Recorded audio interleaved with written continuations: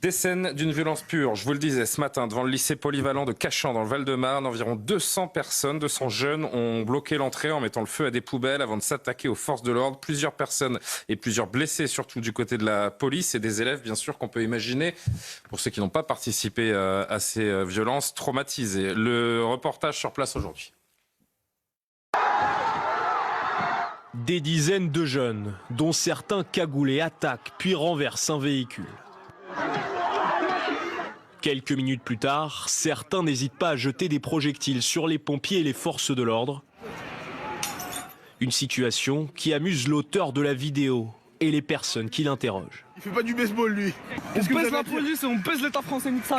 Avant que la police n'arrive sur les lieux, le feu avait été mis à des poubelles devant le lycée polyvalent de Cachan. Ça nous empêchait de rentrer dans le lycée, on ne pouvait pas rentrer, il y avait une énorme foule autour de la porte. Et puis après, il y a eu énormément d'agitation. Selon certains élèves, ce blocage avait pour objectif de dénoncer l'insalubrité et les conditions d'enseignement dans l'établissement.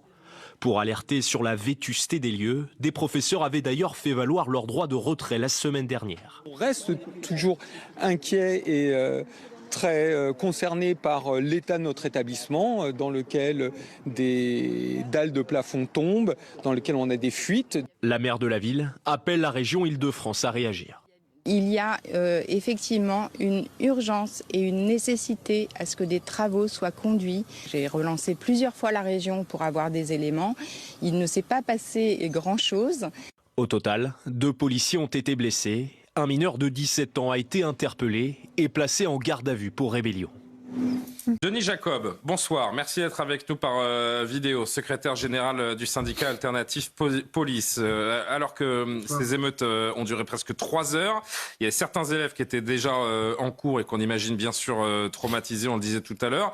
On a franchi une étape encore dans la violence juvénile incontrôlée aujourd'hui ? Ah mais on n'a pas franchi l'étape aujourd'hui, elle est déjà franchie depuis longtemps, l'étape. On a, et ça, ce qui s'est passé aujourd'hui à Cachan lève plusieurs problèmes.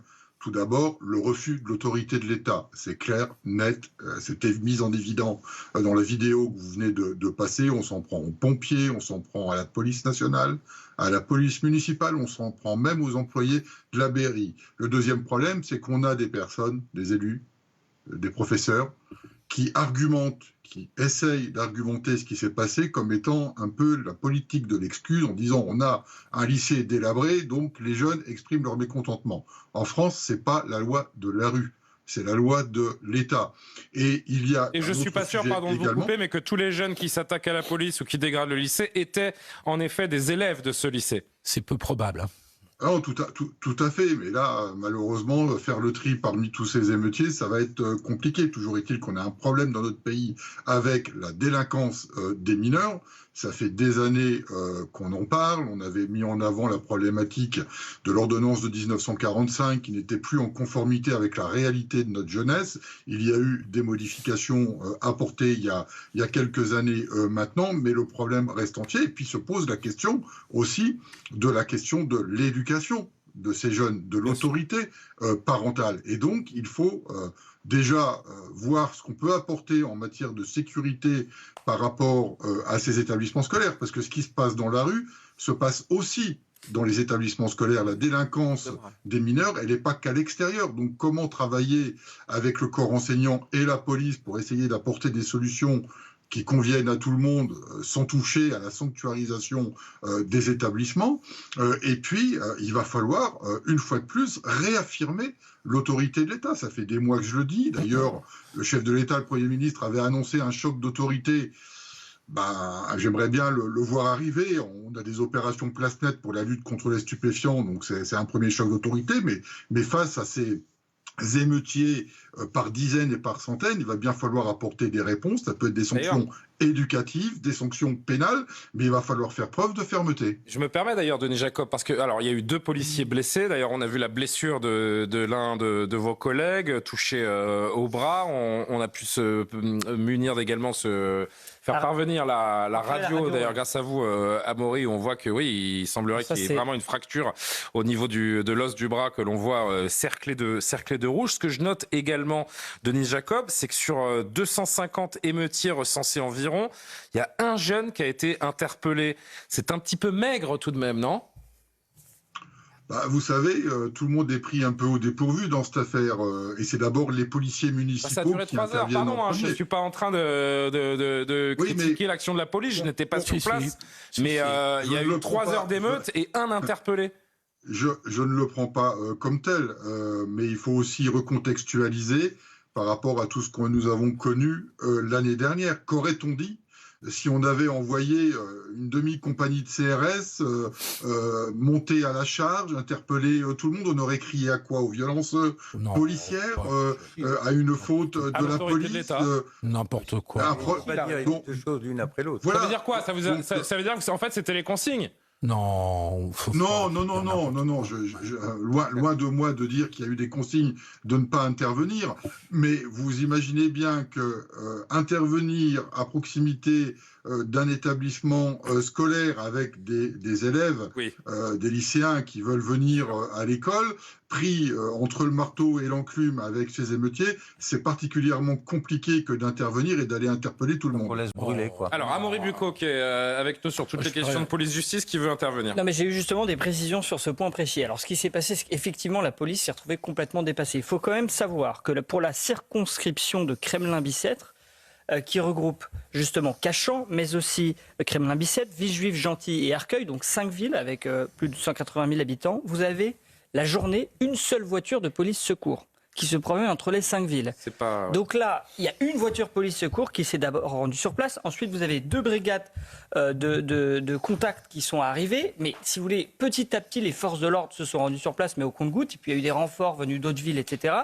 Mais ce que m'a dit un policier que j'ai eu, un policier local, il m'a dit « Nous avons eu ordre, effectivement, de ne pas intervenir, de laisser faire les émeutiers parce que nous étions, a priori, en sous-nombre et que finalement la hiérarchie estimait qu'il fallait mieux que les émeutiers s'en prennent à des voitures, etc., que d'exposer les forces de police qui n'étaient pas assez nombreuses. Et puis, il y a aussi, bien sûr, le problème de l'image. C'est-à-dire que si vous dites à quelques policiers d'y aller, forcément, ils vont devoir être un peu costauds parce qu'il y a 200 lycéens en face d'eux qui sont quand même assez déterminés. Et donc, il y aurait peut-être eu des images. Et effectivement, on préfère laisser faire dans ces cas-là que d'exposer un trop faible nombre de policiers. Alors ça fait beaucoup réagir le plateau, chacun apportera un petit commentaire. Je voudrais juste, Denis Jacob, puisque vous êtes avec nous sur ce sujet précisément, que vous apportiez un rapide commentaire à ce que vous venez d'entendre. Je pense que le journaliste sur le plateau, enfin j'ai pas eu l'occasion de voir son nom, excusez-moi. C'est Amaury Bucco. Oui, enchanté. Vous avez entièrement raison. Vous avez très bien résumé la situation. Ce n'est pas propre à la circonscription de Cachan et des communes environnantes. C'est la cartographie de la police générale partout en France. C'est-à-dire que les primo-intervenants de la police nationale, c'est le service général et c'est les unités d'appui et de soutien comme la BST. Et si on est face à un flot de violence trop important, eh bien, il faut dépêcher sur place les CRS. Mais dans des circonscriptions, que ce soit en Île-de-France ou que ce soit en province, très régulièrement, vous n'avez qu'une patrouille de police générale, ce qu'on appelle la police secours, 1 à 2 patrouilles, puis ensuite vous avez 1 ou 2 unités de renfort et de soutien, et puis après, il faut faire appel aux communes qui sont autour pour les renforts, et si vraiment il y a une déferlante de violence, eh bien là, on doit dépêcher les CRS sur place, et ça demande un petit peu de temps pour qu'ils arrivent, et puis vous venez de donner l'argumentation que je n'avais pas, qui sera vérifiée puisque c'est quand même un témoignage anonyme, mais je l'ai dit, il y a certainement eu aussi la possibilité de consigne, de faire très attention dans l'intervention pour ne pas raviver les tensions que nous avons connues l'été dernier. Denis Jacob qui veut répondre. Pierre Lelouch et Yohann Usaï n'ont rien dit sur le sujet. Vous serez les suivants, messieurs. Denis Jacob, rapidement si ça ne vous dérange pas. Alors, excusez-moi, moi ça me fait doucement sourire ce que j'entends. Malheureusement, la situation est quand même grave. C'est-à-dire que de toute façon, on serait intervenu, il y aurait des gamins de blessés, il y aurait eu des violences policières. On n'intervient pas, ça brûle. Lors des émeutes, monsieur... C'est toujours, de la faute de la police, que l'on fasse ou que l'on ne fasse pas, c'est notre faute. Je rappellerai quand même que nous sommes dans une société, depuis maintenant quelques décennies, où l'enfant est devenu intouchable. Prenons l'exemple des établissements scolaires. Quand un gamin est puni, que font les parents? Excusez-moi. Ils viennent s'en prendre aux professeurs. Cas concret. Ils viennent s'en prendre aux professeurs. Dès que les parents, les professeurs commencent à reprocher un manque d'investissement, un manque de travail aux gamins, qu'on le punit, qu'on lui demande de faire des devoirs à la maison parce qu'il n'a pas été assidu, la première chose que font les parents, c'est de venir demander des explications à des professeurs. Et les exemples ne manquent pas où les parents viennent s'en prendre physiquement aux enseignants. Donc, à un moment donné, il va falloir quand même aussi se pencher sur la question de la défaillance de l'autorité parentale et de l'éducation qui est donnée à ces gamins. Maurice Bucco, je voudrais qu'on évoque donc cette violente agression qui a eu lieu en pleine rue à Paris hier, des coups de couteau et de marteau entre jeunes, sur un jeune en particulier par d'autres. Ça s'est passé donc dans les rues de la capitale, au centre de Paris. La scène a même été filmée par des caméras de vidéosurveillance. Avant que vous me donniez le détail, je voudrais qu'on regarde ça ensemble. Image très impressionnante pour ceux qui connaissent Paris. Oui, on y va. Merci beaucoup. Pour ceux qui connaissent Paris, on est en plein cœur du 4e arrondissement du Marais, quartier historique de la capitale. Vous voyez ce mouvement de foule de jeunes au cœur de l'écran, au centre de l'écran, vous voyez, qui tombent par terre, qui se faisaient, en gros, pour le dire trivialement, courser par les autres. Petite séquence de tabassage, et puis vous en avez un autre avec un marteau qui va arriver également. C'est insupportable. Amaury, très simplement, expliquez-nous ce qui s'est passé avant qu'on en dise un mot avec Denis Jacob. Oui, déjà, je pense que c'est très important de préciser quand même qu'on est effectivement en plein cœur de Paris, pas très loin de la Bastille, pas très loin aussi de Notre-Dame, donc un quartier très touristique où on imagine que ce genre de scène ne devrait pas arriver. Donc, en fait, la victime qu'on voit sur les images, c'est un adolescent de 16 ans qui est scolarisé au lycée Victor Hugo dans le 3e arrondissement de Paris. Il est effectivement pourchassé par une bande dans Paris. Il est effectivement rattrapé finalement au milieu de la rue. Il tombe, il est roué de coups. Et vous avez effectivement deux jeunes qui à ce moment-là reviennent vers lui. Et en fait, il se voit à la fois victime de plusieurs coups de couteau, mais aussi de coups de marteau. Résultat, il a eu plusieurs plaies à la fesse, à l'abdomen et à la tête. C'est comme ça que les policiers l'ont trouvé en arrivant sur place. Alors, forcément, il a été transporté à l'hôpital de la Pitié-Salpêtrière en urgence absolue, mais heureusement sans que pronostic vital ne soit engagé. L'enquête a été confiée à la Sûreté territoriale, qui est quand même un service d'investigation assez poussé. C'est vous dire si on prend, si vous voulez, cette affaire au sérieux. Et l'avantage, c'est qu'il y a eu plusieurs personnes qui étaient sur place, des témoins qui ont pu filmer la scène et donc qui ont pu remettre ces éléments aux enquêteurs. Là, ce que nous disait le parquet cet après-midi, c'est que pour l'instant, il n'y avait pas eu d'interpellation, mais il faut comprendre que dans ce genre de fait, en général, on attend d'être sûr de pouvoir interpeller tout le monde en même temps pour qu'il n'y ait pas de concertation entre les suspects.